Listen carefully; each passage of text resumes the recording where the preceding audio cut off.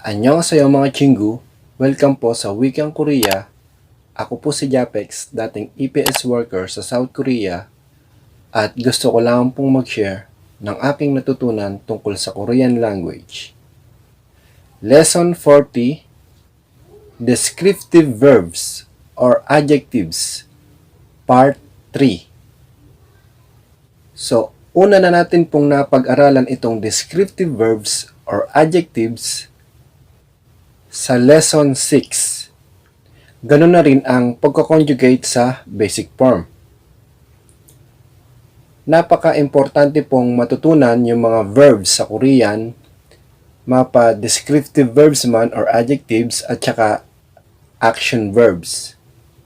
Dahil kapag marami po kayong alam na mga verbs sa Korean, ay madali nyo na pong maiintindihan kung ano ang sinasabi ng isang pangungusap. Yun po yung keyword. Lalo na po doon sa Eps-topik or Korean Language Test. So, kailangan marami po tayong alam na verbs, mapa descriptive verbs man or adjectives at action verbs.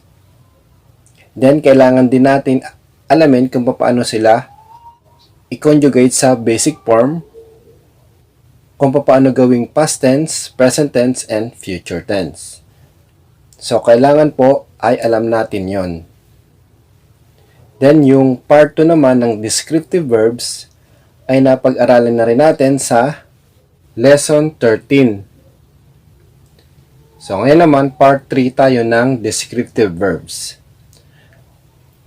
So, ito po yung halimbawa ng mga descriptive verbs or adjectives. 중요하다. Basic form, 중요해. To be important. Ito ay had a verb.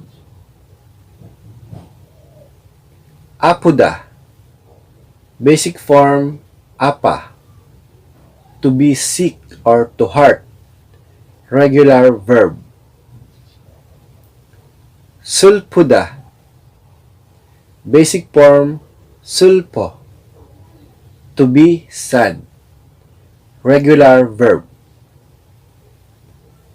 기쁘다. Basic form, 기뻐. To be happy. Regular verb. 배고프다. Basic form, 배고파. To be hungry. Regular verb. 배부르다. Basic form, 배불러. To be full or yung busog. Ito ay ru, irregular verb. So, iisa-isahin po natin ang mga ito at gagamitin natin sa pangungusap.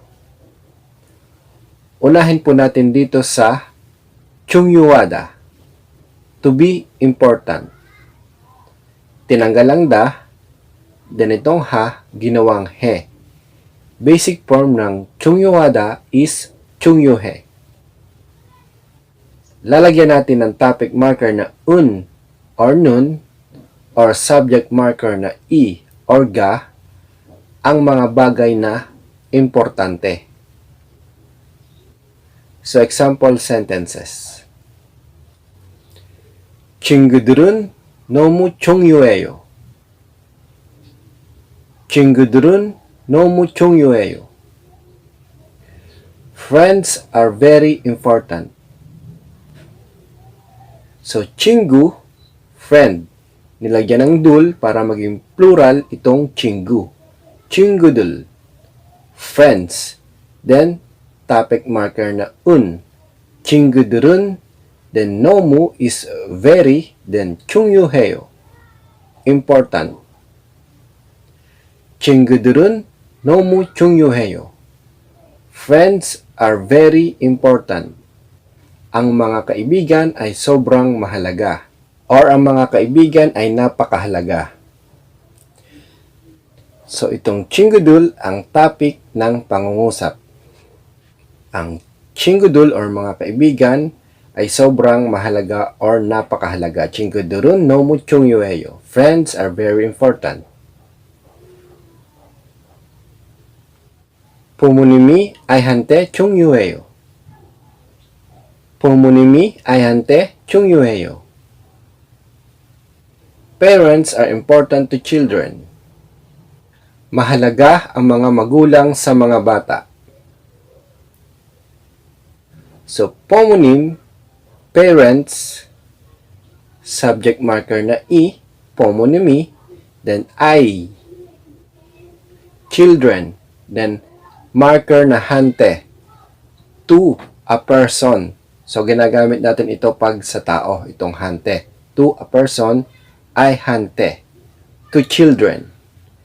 Then, 중요해요, important.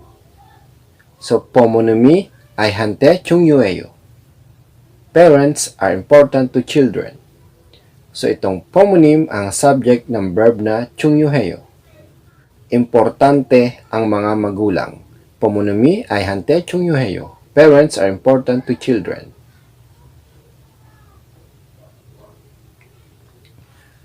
한국 사람에게 교육이 중요해요. 한국 사람에게 교육이 중요해요. For Koreans, education is important. Para sa mga Koreans, ang edukasyon ay mahalaga. So, 한국 사람, Koreans, then marker na ege, ito ay parehas ng hante or to a person. 한국 사람에게, to Koreans or for Koreans, para sa Korean. 교육 is education, subject marker na i, 교육이, then 중요해요, important. 한국 사람에게 교육이 중요해요. For Koreans, education is important. So, itong 교육 ang subject ng verb na 중요해요. Mahalaga ang edukasyon. 한국 사람에게 교육이 중요해요. For Koreans, education is important. Then, dito naman tayo sa 아프다. To be sick or to hurt. So, tinanggal lang da. Then, itong ginawang a. Basic form ng 아프다 is apa. So, lalagyan ulit natin ng topic marker na un or nun, yung mga bagay na masakit, or subject marker na i or ga. So, halimbawa ng mga pangungusap.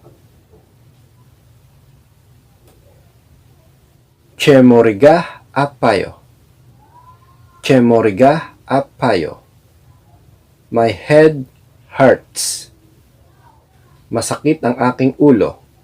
So, che is my, then mori is head, subject marker na ga, mori ga, then apayo, hurts or hurt.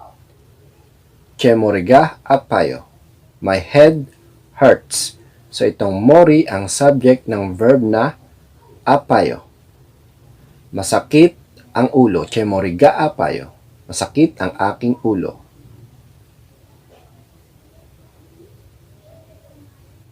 제 할아버지는 아파요. 제 할아버지는 아파요. My grandfather is sick. So, 제 is my, then 할아버지, grandfather, topic marker na nun. 할아버지는, then 아파요, sick. 제 할아버지는 아파요. My grandfather is sick. So, yung 할아버지 ang topic ng pangungusap. Si 할아버지 daw ay may sakit. 제 할아버지는 아파요. My grandfather is sick. Ang aking lolo ay may sakit. 몸이 아파. 몸이 아파. So, ito ay casual form. Kasi walang yo. Pwede sa mga kaibigan or sa mas nakakabata. 몸이 아파. My body hurts. Masakit ang aking katawan. So, mom is body, subject marker na i, mommy, then apa, hurts or hurt. Mommy apa, my body hurts. So itong mom or yung body ang subject ng verb na apa. Masakit ang katawan. Mommy apa, my body hurts. Then, dito naman po tayo sa kipuda, to be happy, and sulpuda, to be sad. So, kipuda, to be happy, tinanggal ang da, then itong ginawang o. Basic form ng kipuda is kipo. So, magtataka kayo kanina doon sa apuda, tinanggal ang da, then itong ginawang a. Dahil itong apuda, may naunang vowel na a, kaya itong ginawang a. So, ito naman ay nasa rule number 5 sa verb basic form sa lesson 6. So, kaya itong apuda basic form is apa, then kipuda basic form is kipo. Then, sulpuda, to be sad, tinanggal ang da, last vowel is So, yung naunang vowel is hindi a or o. Kaya itong gagawin nating o, parehas ng kipuda. Basic form is kipo. Then, sulpuda, basic form is sulpo. Narito ang halimbawa ng mga pangusap.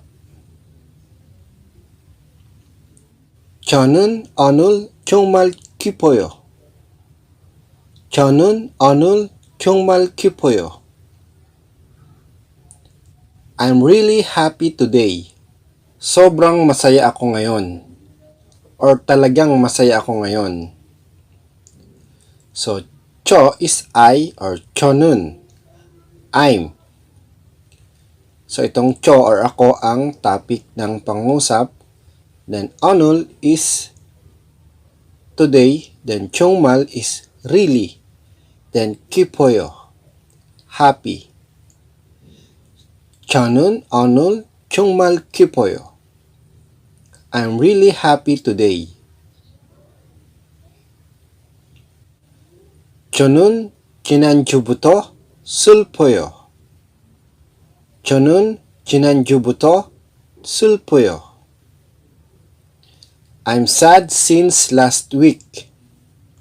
Malungkot ako mula noong nakaraang linggo. So, 저 or 저는, I am. Ako ulit ang topic ng pangusap. Then, 지난주.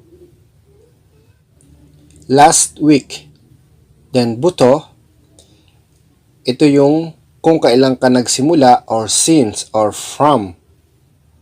So, 지난주부터. Since last week. Then, 슬퍼요 or 슬퍼, sad. 저는 지난주부터 슬퍼요. I'm sad since last week. 어제 기뻤어요. 어제 기뻤어요. I was happy yesterday. Masaya ako kahapon. So, 어제 is yesterday. Then, 기뻤어요. Past tense, was happy. So, itong 기뻐요 or 기뻐 na basic form ng 기쁘다, nilagyan ng sangsuyot din o kaya naging past tense. 기뻤어 or 기뻤어요. Was happy. 어제 기뻤어요. I was happy yesterday. 아마 다음 주부터 제가 슬플 거예요. 아마 다음 주부터 제가 슬플 거예요. I'll probably be sad from next week. So, 아마 is probably. Then, 다음 주 next week. Then, buto, kung kailan ka nagsimula. From, 다음 주부터, from next week. Then, che, I, or chega, subject marker na ga, chega.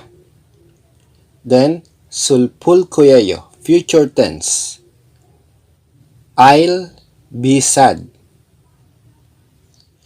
So, itong sulpuyo or sulpo na basic form ng sulpuda, nilagyan ng riyul, then kuyeyo, kaya naging future tense. Sulpul kuyeyo. I'll be sad. Or chega, sulpul kuyeyo, I'll be sad. Ama tamchubuto, chega, sulpul kuyeyo. I'll probably be sad from next week.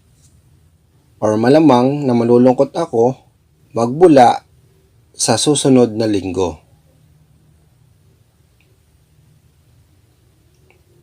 Then, dito naman tayo sa pegopuda, to be hungry.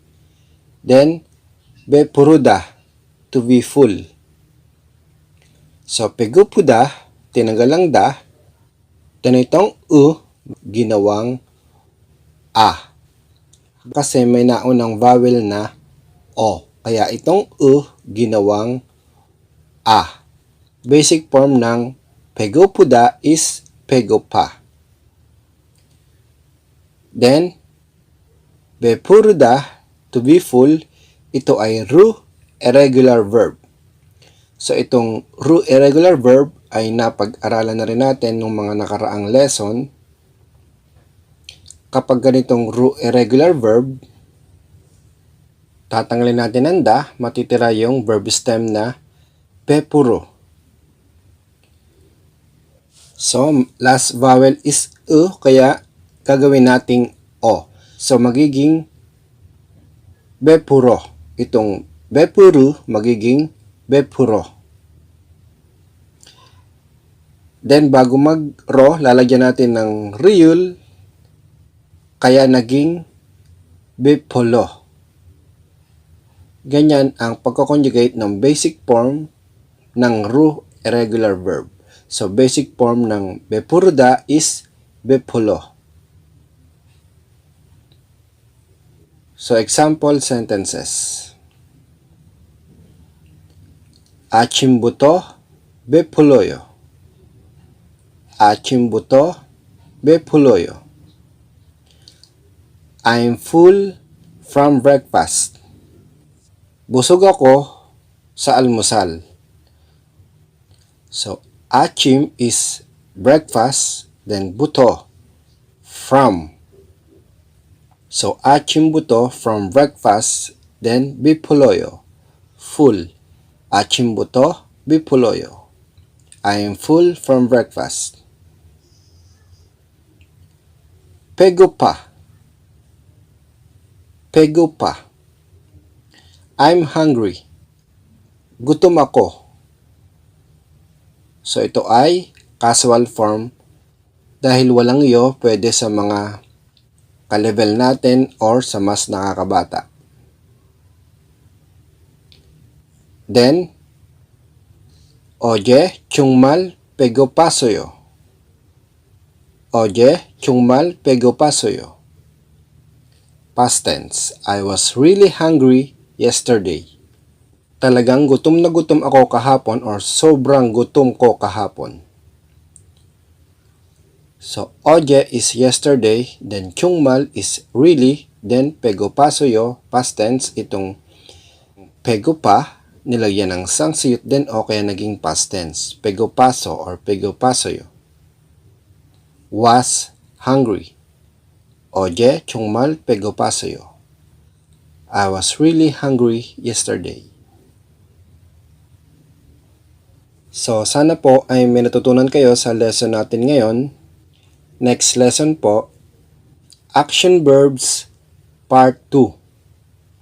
So, please subscribe to this channel lang po and please click the bell button para ma-update po kayo o mag-notify po sa inyo kung may bago po upload ng mga videos. Like, comment, and share na rin po sa ating mga chinggu na nagsa-self-study ng Korean language. Marami pong salamat at God bless po sa ating lahat.